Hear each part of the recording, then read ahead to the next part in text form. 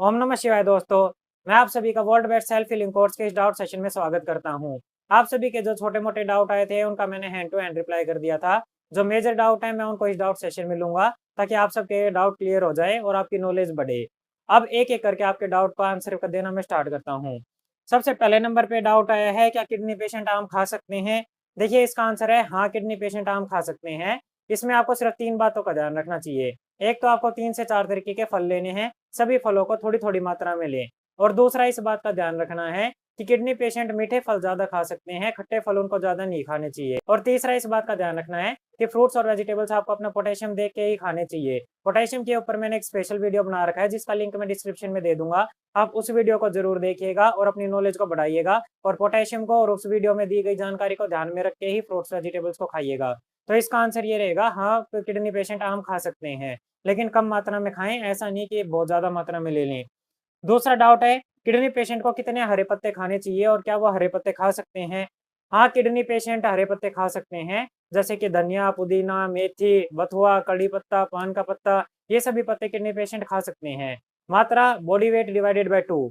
अगर parameter normal में है, तो body weight divided by 2 afternoon में, body weight divided by 2 evening में। और अगर पैरामीटर कोई बढ़ने लग रहा है, तो कम मात्रा में लें, जैसे body weight divided bye 5 afternoon में और body weight divided bye 5 evening में। उसके साथ एक बात का और ध्यान रखना चाहिए कि ग्रीन लीव्स में पालक ज़्यादा नहीं खानी चाहिए, क्योंकि पालक खाने से यूरिक एसिड ज़्यादा बढ़ता है, ये चीज़ मैंने नोट करी है, तो पालक को अवॉइड कीजिएगा। बाकी के हरे पत्ते आप खा सकते हो। अब तीसरा और नेक्स्ट डाउट आता है, हेड डाउन टिल थेरेपी किस लिए की जाती है?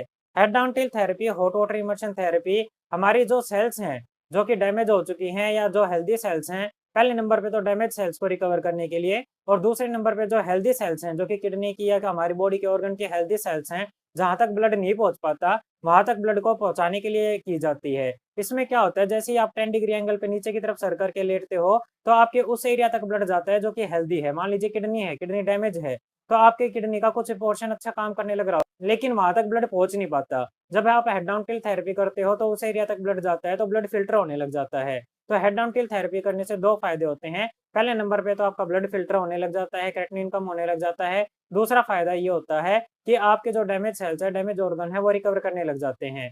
ठीक है, ज्यादा डिटेल में जानकारी के लिए आप डॉक्टर विश्वरूप सर की 360 डिग्री पोस्चरल मेडिसिन बुक देख सकते हैं, या नीचे मैं डिस्क्रिप्शन में अपना वीडियो दे देता हूँ, उस वीडियो को देख के आप पूरी डिटेल जानकारी प्राप्त कर सकते हो हेड डाउन टिल्ट और हॉट वाटर इमर्शन थेरेपी के बारे में।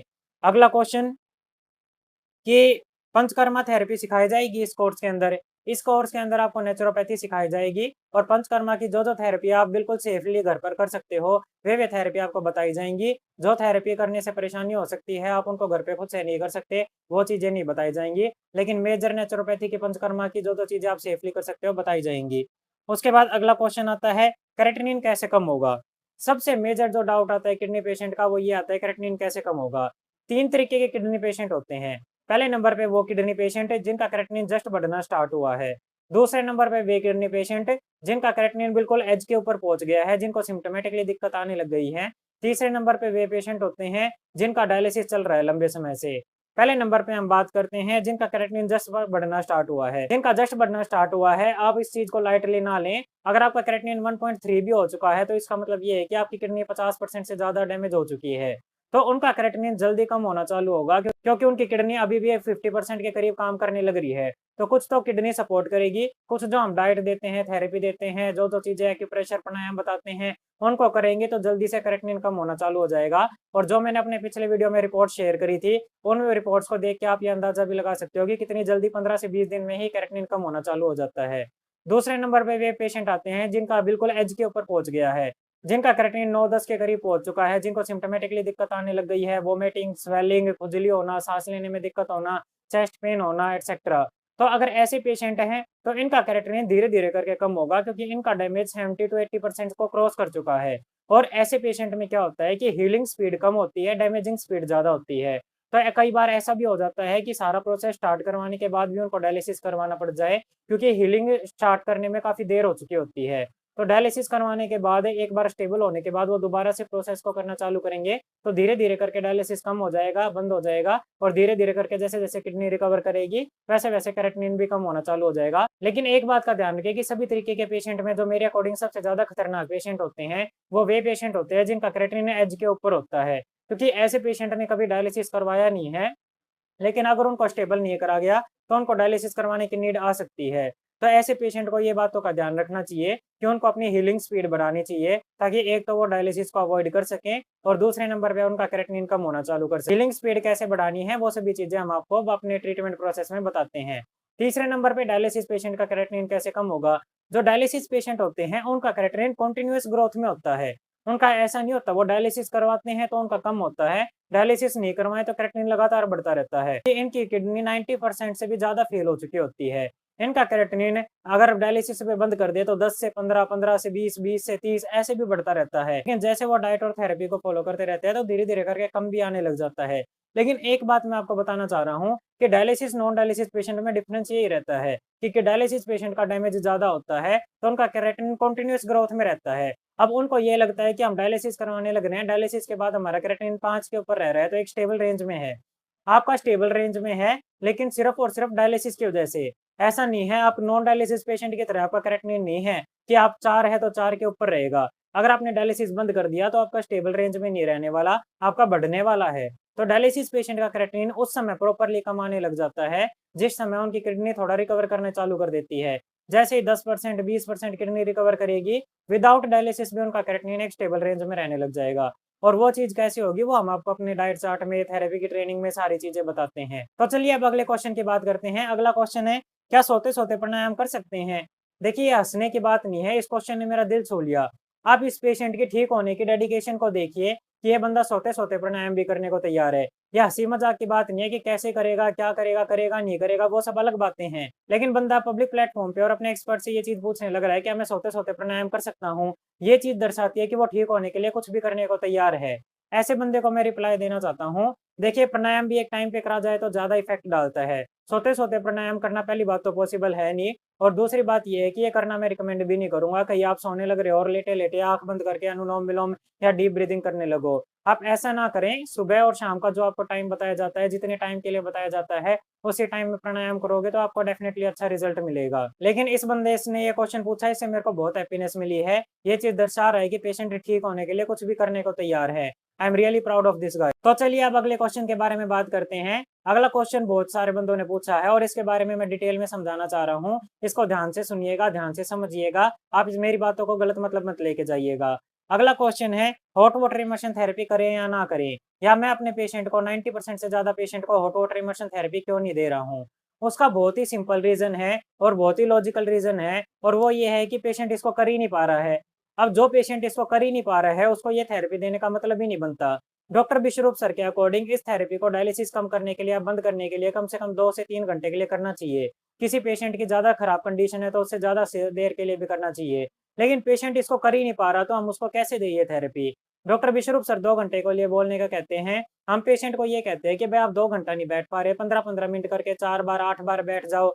लेकिन रियलिटी ये होती है कि पेशेंट उसमें बैठता है, 15 मिनट में ही सांस फूलने लग जाता है, अलग अलग प्रकार की दिक्कतें आने लग जाती है, तो पेशेंट इसको कर नहीं पा रहा है। बहुत से बंदे ऐसे भी हैं जो कर पा रहे हैं, जिनको फायदा मिल रहा है, लेकिन वो भी कुछ समय तक कर पा रहे हैं, उसके बाद जब उनका स्टेमिना या मोटिवेशन डाउन हो जाता है तो वो भी उसको करना बंद कर देते हैं। तो लंबे समय तक पेशेंट इसको कर नहीं पा रहे हैं। किसी को वीकनेस की शिकायत आने लग जाती है, किसी को ब्रीदिंग डिफिकल्टी आने लग जाती है। अलग अलग तरीके से हम उसको स्टेबल करने की कोशिश करते हैं, लेकिन एंड रिजल्ट ये निकलता है कि जितने टाइम तक हम पेशेंट को बताते हैं उसको करा जाना चाहिए, उतने टाइम तक पेशेंट उसको कर नहीं पाता है। स्टार्टिंग में भले ही करता है 15 दिन के लिए, 20 दिन के लिए, 1 महीने के लिए, लेकिन धीरे धीरे करके उसको खुद ही कम करता चला जाता है, लंबे समय तक नहीं कर पाता।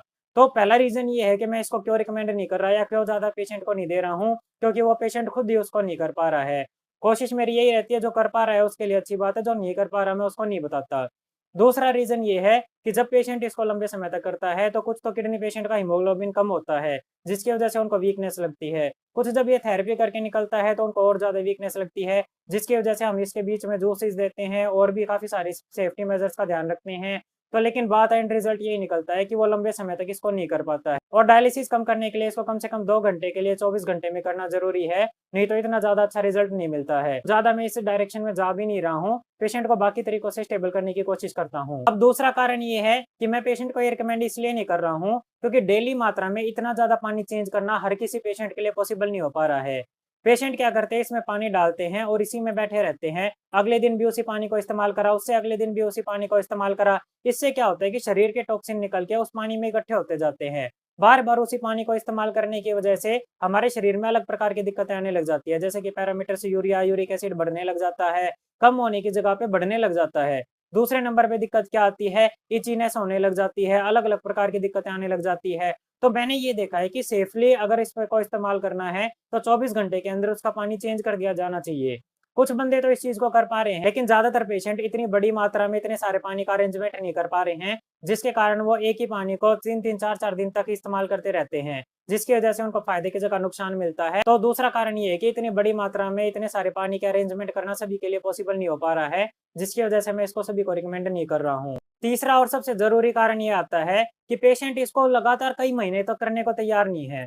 डायलिसिस कुछ पेशेंट का तो पहले दिन से ही छूट जाता है, लेकिन जिनका नहीं छूटता है, उनको कम से कम 1 महीना, 3 महीना, जैसे कि 100 दिन तक भी करनी पड़ सकती है। अब पेशेंट इसको मोटिवेशन में आके 15 दिन, 1 महीने तक के तो कर लेता है, लेकिन उसके बाद जब उसका मोटिवेशन डाउन होने लग जाता है, तो वो इसको खुद ही करना छोड़ देता है। तो पेशेंट इसको लंबे समय तक नहीं कर पा रहा है, तो मैं ऐसे ऑप्शन को ज़्यादा चूज़ करता हूँ, जो लंबे समय तक कर पाए, सेफली कर पाए, जिससे कि उसको फ़ायदा भी मिले और उसके साथ-साथ उसको कोई परेशानी भी ना आए, वो लंबा रूटीन बना के रख पाए। फिर अगला कारण जिसकी वजह से मैं अभी इसको रिकमेंड नहीं करने लग रहा हूँ, वो है समर।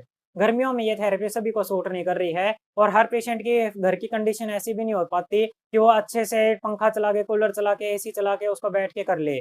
तो समर में सभी अच्छे से इसको नहीं फ़ॉलो कर पा रहे हैं। ज़्यादा गर्मी की वजह से ज़्यादा दिक्कत होने लग रही है, इस वजह से भी मैं इसको रिकमेंड नहीं कर रहा हूँ। जो लोग करना चाहते हैं, वो इस बात का ध्यान रखिएगा, समर में गर्मी ज़्यादा हो तो पंखा चला के, कूलर चला के, सर पे ठंडे पानी की पट्टी रख के और हाथ में एक हैंड पैन रख के तब इसको कीजिएगा। नहीं तो अगर समर में इसको करने से किसी को ज़्यादा दिक्कत होने लग रही है, तो इसको अवॉइड कीजिएगा। और अगला और सबसे मेन कारण जिसकी वजह से मैं ये रिकमेंड नहीं कर रहा हूँ, वो होता है डॉक्टर्स की तरफ से, लैब टेक्नीशियन की तरफ से सपोर्ट ना मिलना।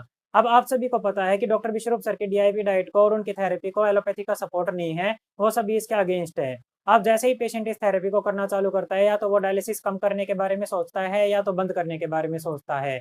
अब जैसे ही वो कम करना या बंद करना स्टार्ट करता है, लैब टेक्नीशियन या डॉक्टर्स उसको फ़ोन करके परेशान करने लग जाते हैं, डराने लग जाते हैं कि बंद मत करो, ये हो जाएगा, वो हो जाएगा। देखिए, मैं उनको गलत नहीं ठहरा रहा, वो अपनी तरफ से सही आपकी चिंता करने लग रहे हैं। उनका जो प्रोटोकॉल है, उनका जो प्रोसेस है, उसके अकॉर्डिंग वो आपकी जान बचाने का प्रयास करने लग रहे हैं। लेकिन सबसे बड़ी दिक्कत की बात ये आती है कि पेशेंट के लिए डायलिसिस और थेरेपी के बीच में एक सामंजस्य नहीं बन पाता कि या तो डायलिसिस छोड़ दे और थेरेपी को कर ले, या थेरेपी को करे और जब ज़रूरत पड़े तो डायलिसिस के लिए चला जाए। ये सामंजस्य ना बन पाने के कारण पेशेंट डायलिसिस भी करवाता रहता है और उसके साथ थेरेपी भी करता रहता है, जिसके कारण उसकी बॉडी के ऊपर डबल लोड आता है। और जो डायलिसिस पेशेंट होते हैं, उनकी किडनी 90 से 95% से ज़्यादा फेल हो चुकी होती है। वो ऑलरेडी सडन कार्डियक अरेस्ट के डर के ऊपर होते हैं। हमें परेशानी ये लगती है कि इतना ज़्यादा ओवरलोड होने की वजह से, डायलिसिस का लोड और उसके साथ-साथ थेरेपी का लोड बढ़ने की वजह से उनको कोई बड़ी दिक्कत ना आ जाए। तो जो लोग सामंजस्य बना लेते हैं, वो लोग कर सकते हैं। जो लोग सामंजस्य नहीं बना पाते, उनके लिए मेरी रिकमेंडेशन ये रहेगी कि दोनों में से एक ही चीज़ें करें। या तो डायलिसिस को कंटिन्यू रखें, डायलिसिस को कंटिन्यू रखोगे, उसके साथ-साथ जो चीज़ें हमारे थ्रू बताई जाती हैं,